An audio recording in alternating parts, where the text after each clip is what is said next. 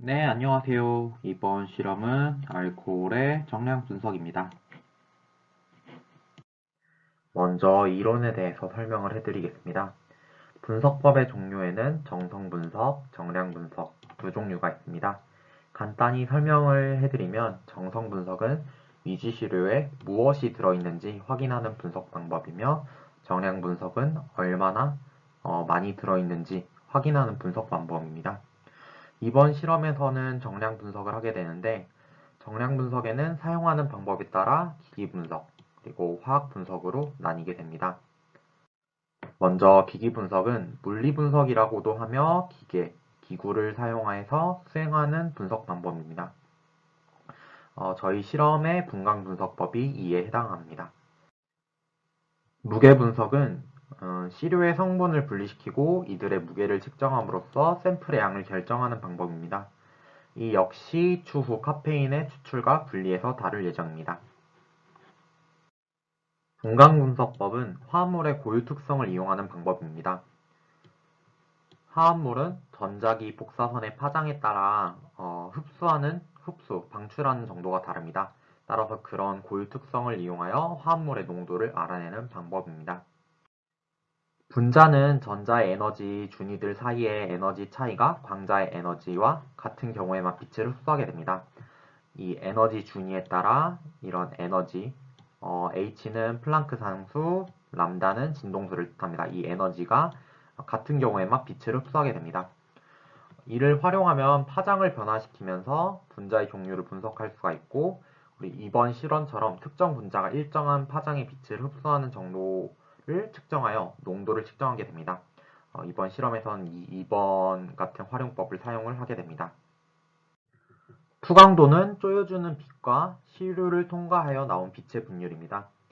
광원에서 빛을 쏴주면은 파장 선택기에서 특정 파장을 골라주고 시료에다가 빛을 쏴주게 됩니다. 이때 초기 빛의 양과 나중의 양을 비교하여 이렇게 분율로 나타내서 투광도를 구할 수가 있게 됩니다.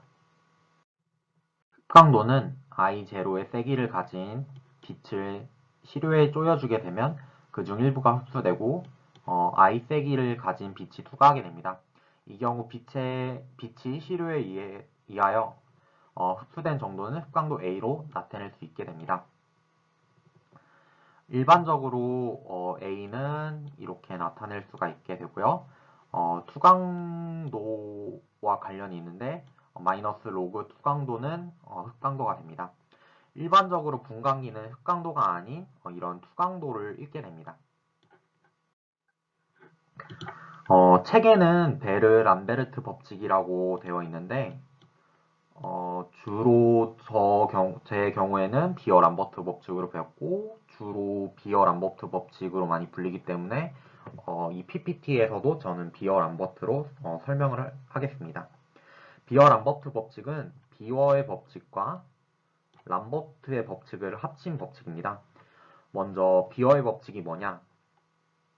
비어의 법칙은 흑광도와 시료의 농도 관계를 설명한 법칙이고 람버트의 법칙은 빛의 세기를 다른 색으로 해서 이 빛의 세기를 흡수 물질의 두께에 비례한다는 법칙입니다.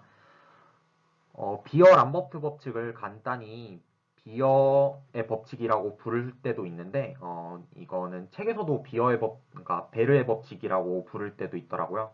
그래서 주의 바랍니다. 따라서 비어 람버트 법칙은 비어의 법칙과 람버트의 법칙을 합쳐서 흡광도는 흡광 계수 곱하기 큐벳의 두께 주로 센티미터 시료의 농도가 되게 됩니다.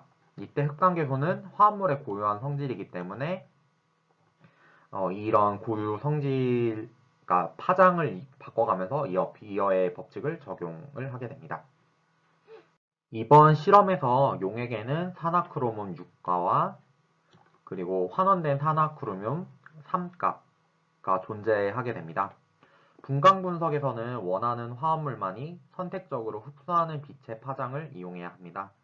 따라서 측정 파장을 선택할 때는 산화크로뮴, 그러니까 이 6가는 흡수하지 않고 환원된 산화크로뮴 3가만이 흡수하는 빛의 파장을 선택을 해야 됩니다. 유가 크롬은 여기 보시는 것 같이 550나노미터보다 짧은 빛을 많이 흡수하지만 600나노미터보다 긴 파장에서는 흡수하지 않는다는 것을 알 수 있습니다. 따라서 이번 실험에서는 이 600나노미터 환원된 산화크로뮴 3가 산화크로뮴만 흡수하는 빛의 파장을 선택을 하게 됩니다. 앞서 설명했던 비열 암버트 법칙은 한계가 존재하게 됩니다. 먼저 흡광계수는 물질의 고유 특성인데 특정 파장에 따라 달라지게 됩니다. 따라서 단일 파장의 빛에 적용을 해야 되고요. 그리고 물질이 화학 평형에 관여하지 않아야 되며 농도가 묽은 용액을 사용을 해야 됩니다. 만약에 농도가 0.01몰보다 진한 경우 화학종 사이의 평균 거리가 가까워져서 전자분포 상태에 영향을 주게 됩니다. 이 경우 일정 파장에 대한 빛의 흡수가 감소하게 됩니다. 여기 그래프를 보시면은 이렇게 리니어하게 증가하다가 농도가 일정 수준을 넘어가면 이렇게 흡광도가 감소하게 됩니다. 이는 나중에 디스커션에도 관련이 있기 때문에 숙지를 해주시기 바랍니다. 산화크로뮴은 에탄올과 이렇게 3대 4로 반응을 하게 되고 이 산화크로뮴 유가가 3가로 환원되게 됩니다. 이는 나중에 산화수를 계산해 보셔서 디스커션에 한번 적어 보시면 됩니다. 유가 크로뮴은 브라이트 오렌지 색을 나타내며 그리고 3가 크로뮴 청록색을 나타냅니다. 알코올은 N차 알코올, N가 알코올 이렇게 용어가 헷갈리실 수 있어서 이렇게 정리를 해봤습니다. 먼저 N차 알코올은 실험에서 사용하는 에탄올 같이 알킬기 수에 따라 0차, 1차, 2차, 3차 알코올로 나뉩니다. 에탄올은 이 중에서 1차 알코올에 해당이 됩니다. 그리고 N가 알코올은 탄소 원자에 결합하는 하이드록시기, 즉 OH기에 따라서 OH기 숫자에 따라 1가, 2가, 3가 알코올로 나뉩니다. 에탄올의 경우는 1가 알코올에 해당이 됩니다. 알코올의 산화는 먼저 1차 알코올의 산화는 알데하이드를 거쳐서 카복실산으로 산화하게 됩니다. 그리고 2차 알코올의 산화는 2차 알코올이 이렇게 케톤기로 산화하게 됩니다. 그리고 3차 알코올은 이 탄소 주변에 H가 없기 때문에 산화가 되지 않습니다.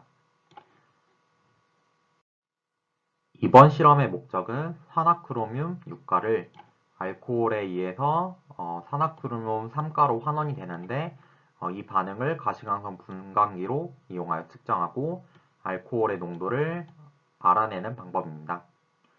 이 산화크로뮴으로 알코올을 옥시데이션 하는 반응은 유명한 반응인데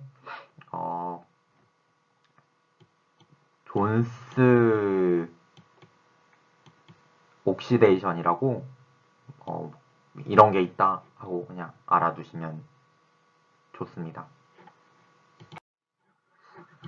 시약은 다음과 같이 에탄올과 유가 산화크로뮴을 사용을 합니다. 실험 방법은 측정 파장의 선택과 표준 곡선 만들기. 우선 1번 산화크로뮴 10%를 1ml를 비커에 넣고 증류수 9ml를 넣어 물킨 후 큐벳에 넣어 시료의 흡수 스펙트럼을 관찰하여 빛을 흡수하지 않는 파장대를 확인합니다. 이 파장대는 600나노미터겠죠. 600나노미터의 파장대를 확인하고 그 다음에 4개의 삼각 플라스크에 산화크로뮴 용액을 10ml씩 넣고 에탄올 표준 용액 7.5, 12%, 20%, 27%를 각각 1ml씩 넣습니다.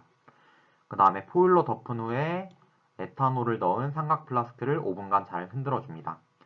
여기서 이 포일로 덮는 이유는 이 산화크로뮴이 빛과 반응하기 때문에 쉽게 옥시데이션 됩니다. 따라서 빛을 최대한 막아주기 위해서 포일로 덮어주게 됩니다. 그 다음에 이 위에서 만든 용액들을 각각 1ml씩 새 비커에 옮겨 담고 증류수 9ml를 넣어 물킨 뒤 큐벳으로 옮겨 흡수 스펙트럼을 관찰하고 내시료의 스펙트럼을 비교하여 환원된 산화크륨 3가 크로뮴에서만 흡수되는 파장을 찾습니다. 이거 역시 600, 글씨 쓰는 게 좀 어렵네요. 600 나노미터. 선택한 파장으로 내시료의 흡강도를 측정해 줍니다. 그리고 이 다양한 농도의 에탄올 표준 용액이 들어간 시료의 흡강도로 환원된 산화크륨의 표준 곡선을 엑셀을 사용하여 작성합니다. 그리고 이 엑셀을 사용하여 나중에 엑셀 기능 중에 추세선이라고 있거든요. 이 추세선을 추세선을 그려주시면 됩니다. 이 추세선 그리는 방법은 만약에 여러분들이 물리 실험, 일반 물리 실험을 하셨으면 아실 것 같고, 구글링으로도 쉽게 알 수도 있고, 모르시면 조교한테 여쭤봐서, 그리는 법을 알려달라고 하면은 아마 조교들이 친절하게 알려줄 것입니다. 그 다음에, 앞에서 추세선도 그리고 표준 곡선도 그렸잖아요. 그 다음에 미지 에탄올의 정량을 합니다. 삼각 플라스크에 10ml의 산화크륨 유가를 앞서 만든 그 용액입니다. 10%. 그 10% 산화크륨 용액을 넣고 미지 농도의 알코올 용액 1ml를 취해서 넣고 5분간 흔들어 줍니다. 이때도 물론 호일로 감싸줘야 됩니다. 그 다음에 피펫으로 2번 용액 1ml를 취하여 깨끗한 비커에 넣고 증류수 9ml를 넣어 물킨 뒤 흡강도를 측정해 줍니다. 실험에서는 이 미지시료의 정량을 표준 곡선이랑 같이 진행을 했습니다. 그러니까 같이 막 흔들고 그 과정을 같이 진행을 해줬습니다. 주의사항으로는 실험 후 분광기에서 큐벳을 꼭 제거해줘야 되고 노트북과 분광기의 충전 코드를 반대로 연결하지 않게 주의를 하고 큐벳의 빛이 통과하는 부분에 이물질이 묻지 않도록 주의를 해줘야 됩니다. 그리고 이 큐벳의 빛이 통과하는 부분은 지문이 묻을 수 있기 때문에 이 부분은 잡지 않아주는 게 좋습니다. 그리고 시약이 손에 묻지 않도록 꼭 주의를 해주셔야 됩니다. 물론 제가 열심히 주의를 했습니다. 네, 그 다음은 결과 처리 방법입니다. 결과 처리는 먼저 측정 파장을 선택해주고 앞서서 저희가 600나노미터 파장을 선택을 했죠.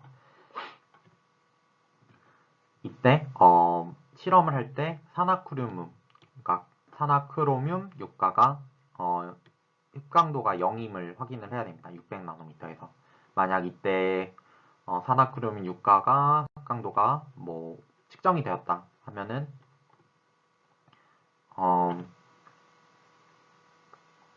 측정이 되면 안 돼서 보정을 해줘야겠죠. 0임을 꼭 확인을 해줘야 됩니다. 이후 다양한 농도 0%부터 27% 농도의 에탄올로 흡강도 표준 곡선을 만들어 주시면 됩니다. 이 표준 곡선은 이 엑셀을 사용하여 추세선을 그려주시면 됩니다. 그 다음에 에탄올을 이 위에서 그린 추세선에 대입을 해주면은 비어 람버트 법칙으로 인해 알코올의 농도를 구할 수가 있게 됩니다. 그리고 실제 미지시료는 시중에서 파는 소주를 사용했었는데 이 소주의 알코올 농도가 17.5%였습니다. 이것도 책이랑 다르니까 꼭 유의를 해주세요.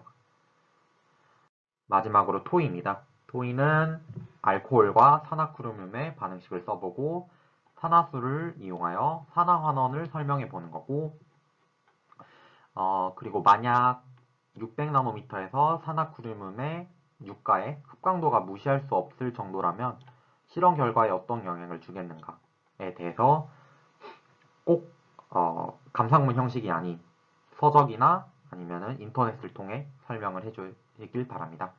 그리고 3번으로 표준곡선을 이용하여 미지시료의 농도를 구하는 방법을 비어 람버트 법칙을 적용하여 설명해 보셨으면 합니다. 그리고 마지막으로 알코올과 반응시킨 산화크로뮴을 물키지 않고 흡강도를 측정한다면 어떻게 될지 생각해보자인데 이렇게 생각해보자라고 써오면 여러분들이 꼭 감상문 형식으로 써오더라고요. 그래서 감상문 형식이 아니라 이거 앞에 이론 보면은 설명을 할 수 있어요. 이 이론을 참조해서 꼭 출처 남겨서 감상문 형식이 아닌 꼭 서적이랑 인터넷을 통해서 작성을 해주시길 바랍니다. 이건 좀 에필로그 같은 건데 지금 앞에 영상이랑 제 목소리가 다르잖아요. 이 실험 찍으려고 재촬영만 지금 3번 했어요. 그래서 뭐 이번에 뭐 함정 같은 거 없으니까 뭐 스킵 뭐 하셔도 상관은 없는데 그래도 열심히 3번이나 노력해서 찍고 편집도 3번 하고 도중에 유튜브에도 한 번 올렸었는데 네, 그러니까 여러분들도 열심히 실험 봐주셨으면 합니다. 네, 감사합니다.